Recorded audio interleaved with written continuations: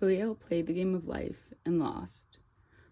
This is a game to see who can reach stage 6 of Kohlberg's theory of moral development. The problem is that Kohlberg's theory exists in a vacuum. It doesn't show what happens when real life hits you and how to overcome that and continue to proceed through the stages to reach stage 6. So Kahlil's life is just an example of how impossible it can be for some people to reach that full moral development. So we started with one card. He picked the life card, and he's born a black boy in poverty. So he has to take the hardship lane route. He hits stage 1, and he pulls a card that says his mom is a drug addict and dad is out of the picture. He's able to proceed to stage 2 of moral development, and he picks another card. These are good cards. Your grandma cares for you, and you develop a deep connection with Star. He moves forward, and he's still in stage 2, and grandma rewards him with ice cups when he plays nicely. So he's able to move on to stage 3.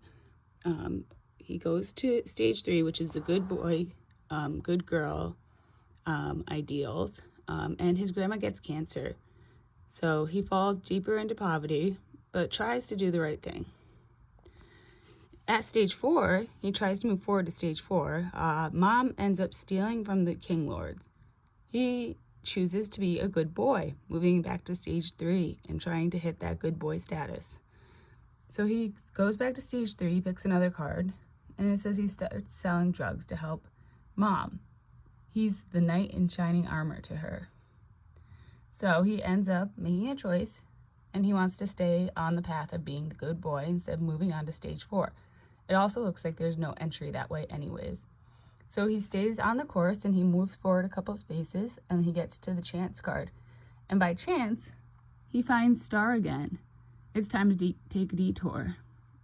So he takes a detour after the party, and he needs to take another card.